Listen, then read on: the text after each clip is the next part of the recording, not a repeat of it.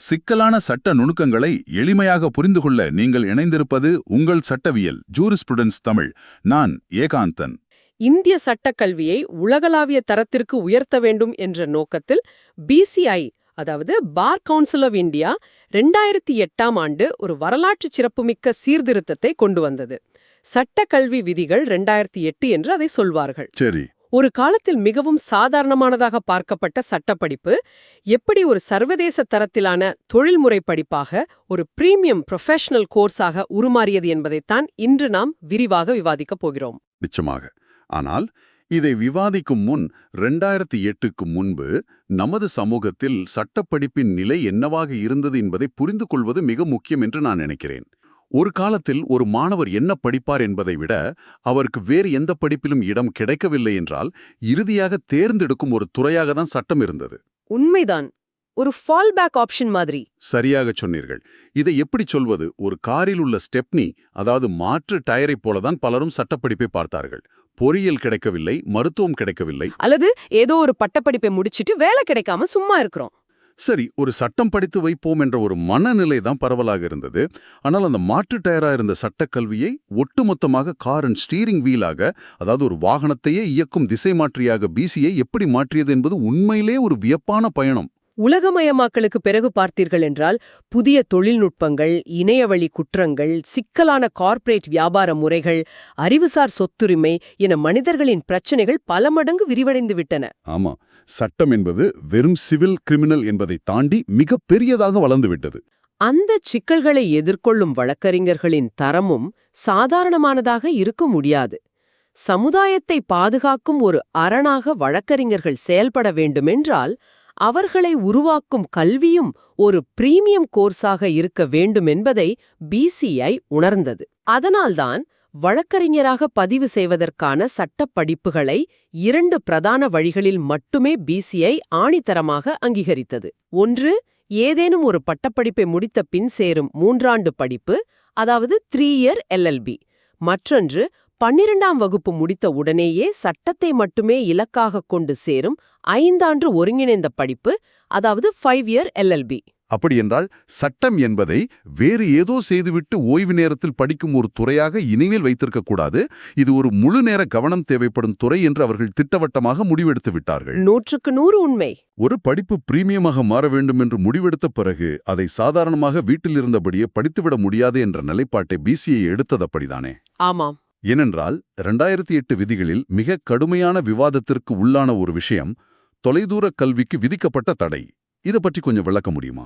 அதாவது தொலைதூர கல்வி மூலமாகவோ, டிஸ்டன்ஸ் எஜுகேஷன் என்று சொல்வார்களே, அதன் மூலமாகவோ அல்லது அஞ்சம் வழி மற்றும் தனியார் முறையாக படித்து பெறப்படும் சட்டப் பட்டங்களை வைத்துக்கொண்டு இனி வழக்கறிஞராக பதிவு செய்ய முடியாது என்ற மிக கடுமையான தடையை பிசிஐ கொண்டு வந்தது. சரி. சட்டம் என்பது ஒரு முழுநேர கல்வி, அதாவது ஃபுல் டைம் ரெகுலர் கோர்ஸ் என்று திட்டவட்டமாக அறிவித்து விட்டார்கள். இதை கேட்கும் உங்களுக்கே ஒரு கேள்வி வரலாம். வீட்டில் இருந்தபடியே பல முதுகலை பட்டங்களை வாங்கும் இந்த காலத்தில் சட்டத்தை மட்டும் ஏன் அப்படி படிக்கக்கூடாது என்று நீங்கள் நினைக்கலாம். ஆனால் இதை நாம் மருத்துவத்தோடு ஒப்பிட்டு பார்க்க வேண்டும். வீட்டில் இருந்தபடியே அஞ்சல் வழியில் ஒரு புத்தகத்தை படித்துவிட்டு ஒரு மருத்துவமனைக்கு வந்து உங்களுக்கு அறுவை சிகிச்சை செய்ய ஒரு மருத்துவர் முன்வந்தால் நீங்கள் ஏற்றுக்கொள்வீர்களா? நிச்சயமாக மாட்டோம். உங்களுக்கு மயக்க மருந்து கொடுக்கும் ஒரு நபர் நேரடி பயிற்சி இல்லாமல் ஊசி போடுகிறார் என்றால் நீங்கள் ஒப்புக்கொள்வீர்களா? நிச்சயமாக மாட்டீர்கள். ஒரு வழக்கறிஞர் உங்கள் சொத்தை, உங்கள் உரிமையை, ஏன் பல நேரங்களில் உங்கள் உயிரை கூட நீதிமன்றத்தில் காப்பாற்ற போராடுபவர். அதனால் அதே விதிதான் சட்டத்திற்கும் 100க்கு 100 பொருந்தும். மிகச்சரியான ஒப்பீடு. இந்த முழுநேர படிப்பு என்பதை உறுதி செய்ய வெறும் அறிவிப்போடு நிற்காமல் வருகை பதிவிலும் மிக கடுமையான ஒரு கட்டுப்பாட்டை கொண்டு வந்தார்கள். ஒவ்வொரு மாணவரும் கட்டாயமாக 75% வருகை பதிவை கொண்டிருக்க வேண்டும் என்று சட்டம் கொண்டுவரப்பட்டது. நீங்கள் வகுப்பறையில் நடக்கும் விவாதங்களை கேட்காமல், பேராசிரியர்களிடம் நேரடியாக கேள்விகள் எழுப்பாமல் ஒரு சிறந்த வழக்கறிஞராக உருவாகவே முடியாது. ஆனால் உடல்நிலை சரியில்லாத நேரங்களில் என்ன செய்வது? அதற்கும் ஒரு விதி இருக்கிறது. மருத்துவ காரணங்கள் அல்லது தவிர்க்க முடியாத விபத்து போன்ற சூழ்நிலைகளுக்காக சில சலுகைகள் அளிக்கப்பட்டாலும் அது கூட எந்த சூழ்நிலையிலும் 66%த்திற்கு குறையக்கூடாது என்று மிக தெளிவாக வரம்பறுக்கப்பட்டது. ஏனென்றால் இதற்கு முன்பு அரசு வேலையில் இருப்பவர்கள் அல்லது வேற முழுநேர வியாபாரம் செய்பவர்கள் கூட மாலை நேரத்திலோ அல்லது வார இறுதியிலோ மட்டும் கல்லூரிக்கு சென்று சட்டம் படித்து பட்டம் பெற்றிருக்கிறார்கள். அந்த கலாச்சாரத்தையே இந்த 75% வருகைப்பதிவு விதி ஒட்டுமொத்தமாக ஒழித்து கட்டிவிட்டது. உண்மைதா. சரி, மாணவர்களை முழுநேரமும் கல்லூரிக்கு வரவேண்டும் என்று கட்டாயப்படுத்தி விட்டார்கள். ஆனால் ஒரு கேள்வியை நாம் இங்கே எழுப்ப வேண்டும். வகுப்பறைக்குள் வரும் மாணவர்கள் பழையபடி வெறும் சட்ட புத்தகங்களை மட்டும் படித்துக் கொண்டிருந்தால் அதில் எந்த பயனும் இல்லையே. நீங்கள் எதை நோக்கி வருகிறீர்கள் என்று புரிகிறது. நீச்சல் பழக வேண்டுமென்றால் நீங்கள் தண்ணீரில் இறங்க வேண்டும். கரையில் நின்று கொண்டு நீச்சல் புத்தகத்தை எத்தனை முறை படித்தாலும் உங்களுக்கு நீச்சல் வராது. சட்டம் படிப்பதற்கும் இது அப்படியே பொருந்தும். வெறும் புத்தக அறிவு ஒரு வழக்கறிஞரை உருவாக்கிவிடுமா? நிச்சயமாக உருவாக்காது. இந்த இடைவெளியை நிரப்பத்தான் பிசிஐ ஒரு மிகப்பெரிய மாற்றத்தை பாடத்திட்டத்தில் கொண்டு வந்தது. அதனை கிளினிக்கல் லீகல் எஜுகேஷன், அதாவது செய்முறை பயிற்சி என்று அழைக்கிறார்கள். வெறும் தத்துவார்த்தமான சட்டப்படிப்பை தாண்டி நீதிமன்ற நடைமுறைகளை மாணவர்கள் கல்லூரியிலேயே நேரடியாக அறிந்து கொள்ள 4 கட்டாய செய்முறை பயிற்சிகளை இந்த 2008 விதிகள் அறிமுகப்படுத்தின.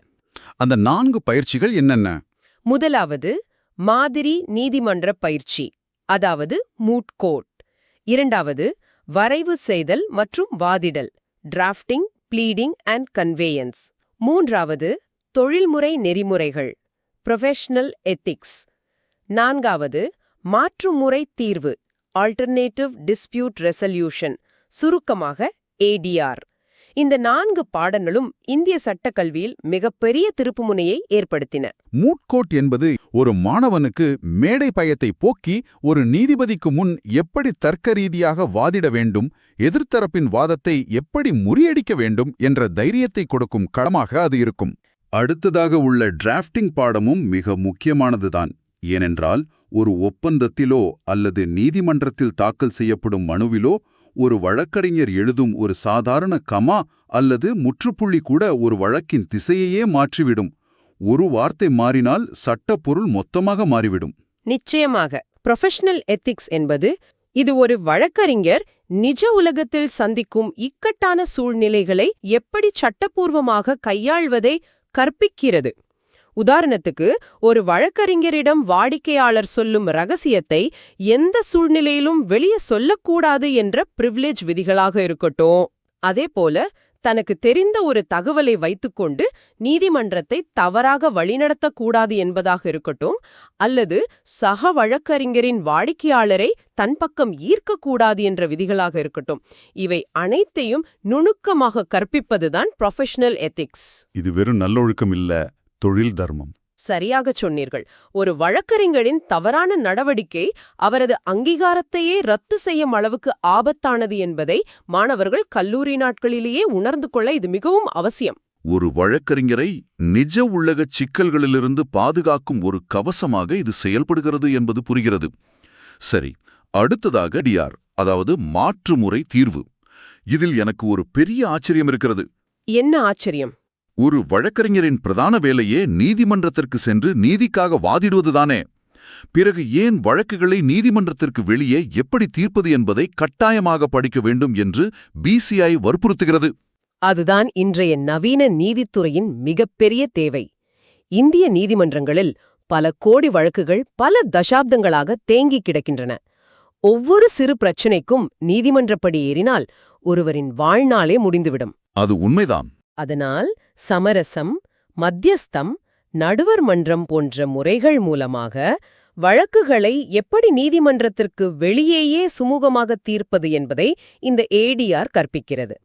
ஒரு வழக்கறிஞர் பிரச்சனையை தீர்த்து வைக்கும் ஒரு சமரசவாதியாகவும் மாற வேண்டும் என்பதுதான் இதன் உள்நோக்கம். அருமையான முன்னெடுப்பு. அது மட்டுமல்ல, வகுப்பறையில் இந்த 4 பயிற்சிகள் மட்டும் போதாது என்று கட்டாய இன்டர்ன்ஷிப் முறையையும் கொண்டு வந்தார்கள். 3 ஆண்டு படிப்பிற்கு 12 வாரங்களும் 5 ஆண்டு படிப்பிற்கு 20 வாரங்களும் ஒரு மூத்த வழக்கறிஞரிடமோ அல்லது சட்ட நிறுவனத்திலோ பயிற்சி பெறுவது கட்டாயமாக்கப்பட்டது. இந்த இன்டர்ன்ஷிப் முறை கல்லூரிக்கும் நிஜ நீதிமன்ற நடைமுறைக்கும் இடையே உள்ள ஒரு மிகச்சிறந்த பாலம். ஒரு மூத்த வழக்கறிஞரிடம் வேலை செய்யும்போதுதான் ஒரு கோப்பை எப்படி பிடிப்பது, நீதிமன்றத்தில் எங்கு நிற்பது என்பதில் தொடங்கி எல்லாவற்றையும் ஒரு மாணவர் கற்றுக்கொள்ள முடியும். நிச்சயமாக. இது மட்டும் இல்லாமல் உள்கட்டமைப்பு விதிகளையும் மிக நேர்த்தியாக அமைத்தார்கள் அல்லவா? ஒரு வகுப்பறைக்குள் அதிகபட்சமாக 60 மாணவர்கள் மட்டுமே இருக்க வேண்டும். ஒவ்வொரு சட்டக் கல்லூரியிலும் மாதிரி நீதிமன்ற அறை கட்டாயம் இருக்க வேண்டும். ஏழை எளிய மக்களுக்கு இலவச சட்ட ஆலோசனை வழங்கும் சட்ட உதவி மையம் செயல்பட வேண்டும் போன்ற விதிகளும் வந்தன. ஆமாம், மிக துல்லியமான கட்டமைப்பு விதிகள் அவை. சரி, இவ்வளவு பிரம்மாண்டமான ஒரு கட்டமைப்பை உருவாக்கிவிட்டார்கள். அடுத்ததாக ஒரு பிரீமியம் படிப்பென்றால் அதன் நுழைவு வாயிலிலும் வெளியேறும் வாயிலிலும் கடுமையான கதவுகள் இருக்க வேண்டும். சட்டக்கல்வியில் சேர விரும்பும் மாணவர்களின் அடிப்படை தகுதியை பிசிஐ திட்டவட்டமாக வரையறுத்தது. பொதுப்பிரிவினர், இளங்கலை அல்லது 12ஆம் வகுப்பு தகுதி தேர்வில் குறைந்தபட்சம் 45% மதிப்பெண்கள் பெற்றிருக்க வேண்டும். ஓபிசி பிரிவினர் 42% மதிப்பெண்களும், எஸ்சி எஸ்டி பிரிவினர் 40% மதிப்பெண்களும் பெற்றிருக்க வேண்டும் என்று விதியை வகுத்தார்கள். அதேபோல கல்லூரிகளில் பாடம் எடுக்கும் ஆசிரியர்களுக்கும் கடுமையான விதிகள் வந்தன. யுஜிசி நிர்ணயித்துள்ள தகுதிகளைக் கொண்ட முழுநேர ஆசிரியர்கள் மட்டுமே பாடம் எடுக்க வேண்டும் என்று விதியாக்கப்பட்டது. அத்தோடு பாதி வழியில் சட்டம் படிக்க வரும் லேட்ரல் என்ட்ரி முறையும் தடை செய்தார்கள். அது நியாயம் என்று வைத்துக் கொள்வோம். ஆனால் இந்த வெளியேறும் விதிகள், அதாவது எக்ஸிட் ரூல்ஸில் எனக்கு ஒரு மிகப்பெரிய முரண்பாடு தோன்றுகிறது. என்ன முரண்பாடு? ஒரு மாணவர் கிராமப்புறத்திலிருந்து வருகிறார் என்று கற்பனை செய்து பாருங்கள். அவர் 5 ஆண்டு சட்டப்படிப்பில் சேர்ந்து 3 வருடங்கள் மிக கஷ்டப்பட்டு படிக்கிறார், தேர்வுகள் எழுதுகிறார். திடீர்னு ஒரு பெரிய குடும்ப சிக்கல் அல்லது பொருளாதார கஷ்டம் காரணமாக அவரால் 4ஆம் மற்றும் 5ஆம் வருட படிப்பை தொடர முடியவில்லை. அவர் வெளியேற நினைத்தால் அவருக்கு எவ்வித பட்டமும் கிடையாது. லேட்டரல் எக்ஸிட் டிகிரியான பிஎல்ஐ என்ற பட்டத்தை வழங்கவே கூடாது என்று பிசிஐ தடை விதித்துள்ளது. ஆமாம், தடை இருக்கிறது. அந்த மாணவர் 3 வருடம் செலவழித்த நேரத்திற்கும் உழைப்பிற்கும் ஒரு அடிப்படை அங்கீகாரம் கொடுப்பதில் என்ன சிக்கல் வந்துவிடப் போகிறது?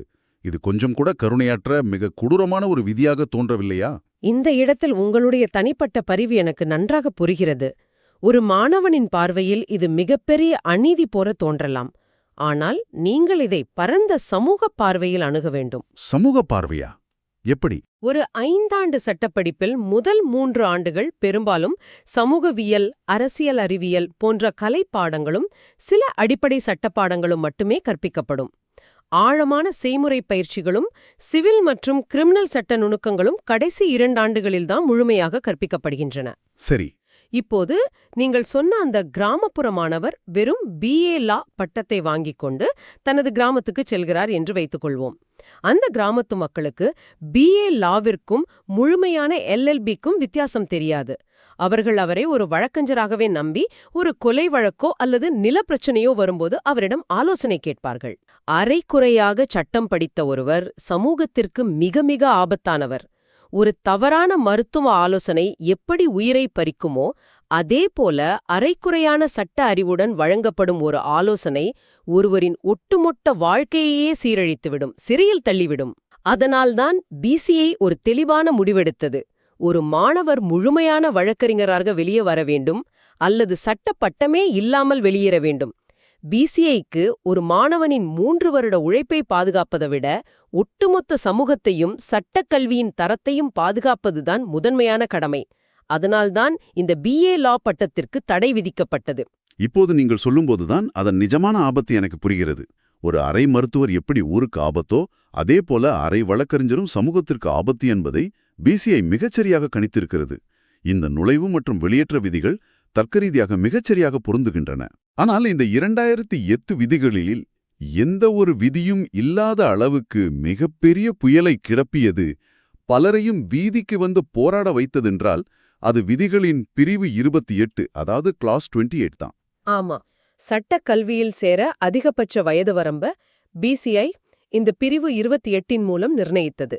அந்த வயது வரம்பு என்ன? அதன்படி 5 ஆண்டு படிப்பில் சேர ஒரு மாணவருக்கு அதிகபட்சம் 20 வயது மட்டுமே இருக்க வேண்டும். அதேபோல 3 ஆண்டு படிப்பில் சேர அதிகபட்சம் 30 வயது மட்டுமே இருக்க வேண்டும் என்று மிக கடுமையான ஒரு வரையறையை கொண்டு வந்தார்கள். இதைத்தான் என்னால் ஏற்றுக்கொள்ளவே முடியல. இதை கேட்கும் பலருக்கும் இதே எண்ணம்தான் தோன்றும். கல்வி என்பது வாழ்நாள் முழுவதும் தொடரும் ஒரு பயணம் இல்லையா? மனிதனின் மூளை எப்போது வேண்டுமானாலும் புதிய விஷயங்களை கற்றுக்கொள்ள தயாராகவே இருக்கிறது. எனக்கு 40 வயதாகிறது என்று வைத்துக்கொள்வோம். நான் ஒரு துறையில் பணியாற்றி ஓய்வு பெற்றுவிட்டேன். இப்போது எனக்கு சட்டம் படித்து ஏழை எளிய மக்களுக்கு இலவசமாக சட்ட உதவி செய்ய வேண்டும் என்ற ஆசை வருகிறது. அதை எப்படி தடுக்க முடியும்? ஒரு ஜனநாயக நாட்டில் அடிப்படை உரிமையான கல்வி கற்பதற்கு ஒரு எக்ஸ்பைரி டேட் வைப்பது மனித உரிமைக்கு முரணானதல்லவா? வயது என்பது அறிவை தேடும் பயணத்தில் எப்படி ஒரு தடையாக இருக்க முடியும்? நீங்கள் எழுப்பும் இந்த கேள்விதான் இந்தியா முழுவதும் உள்ள பல்வேறு உயர் நீதிமன்றங்களிலும் உச்ச நீதிமன்றத்திலும் மிகப்பெரிய சட்ட போராட்டங்களுக்கு வழிவகுத்தது. இந்த வயது வரம்பு விதியை நாம் எவ்வித சார்புமின்றி 2 கோணங்களிலும் மிக சமநிலையாக பார்க்க வேண்டும். சரி, முதல் கோணம் என்ன? ஓய்வு பெற்ற பிறகு ஒரு பொழுதுபோக்கிற்காக படிக்கும் படிப்பல்ல என்பது அவர்களின் வாதம். இது இளமையான, ஆற்றல் மிக்க, முழு ஈடுபாடுள்ள தொழில்முறையாளர்களை கோரும் ஒரு மிக கடினமான துறை. அதாவது இளமை பருவத்திலேயே முழு நேரமாக வர வேண்டும் என்கிறார்களா? ஆமாம், ஒரு மாணவர் தனது இளமை பருவத்திலேயே சட்டத்துறையை தேர்ந்தெடுத்து நீண்ட காலம் ஒரு மூத்த வழக்கறிஞரிடம் பயிற்சி பெற்று தனது முதிர்ச்சியான காலத்தில் ஒரு சிறந்த நீதிபதியாகவோ அல்லது சட்ட வல்லுநராகவோ மாற வேண்டும் என்று பிசிஐ கருதுகிறது. ஒரு இளம் மனதைத்தான் சட்டத்தின் கடினமான நெறிமுறைகளுக்கு ஏற்ப எளிதாக வார்க்க முடியும் என்பது அவர்களின் நிலைப்பாடு. பிசிஐயின் இந்த நோக்கம் ஒரு தொழில்முறை அமைப்பாக இருக்கலாம். ஆனால் இதை எதிர்த்து போராடிய மாணவர்கள் மற்றும் சட்ட ஆர்வலர்களின் வாதம் எந்த அடிப்படையில் இருந்தது? அதைத்தான் நீங்கள் மிக தெளிவாக குறிப்பிட்டீர்கள். இந்திய அரசியலமைப்புச் சட்டம் ஒவ்வொரு குடிமகனுக்கும் எந்த வயதிலும் கல்வி கற்கும் உரிமையை வழங்குகிறது.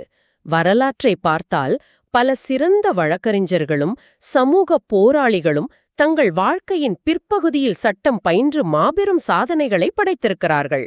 உண்மைதான். ஒருவருக்கு 35 வயதில் அல்லது 45 வயதில் சட்டம் படிக்கும் திறனும் சமூகத்திற்கு சேவை செய்யும் ஆசையும் இருந்தால் அதை வெறும் வயதை காரணம் காட்டி மறுப்பது அரசியல் சாசனத்திற்கு எதிரானது என்பது அவர்களின் வலுவான வாதம். இந்த 2 தரப்பு வாதங்களுமே மிக ஆழமானவை மற்றும் தர்க்கரீதியானவை.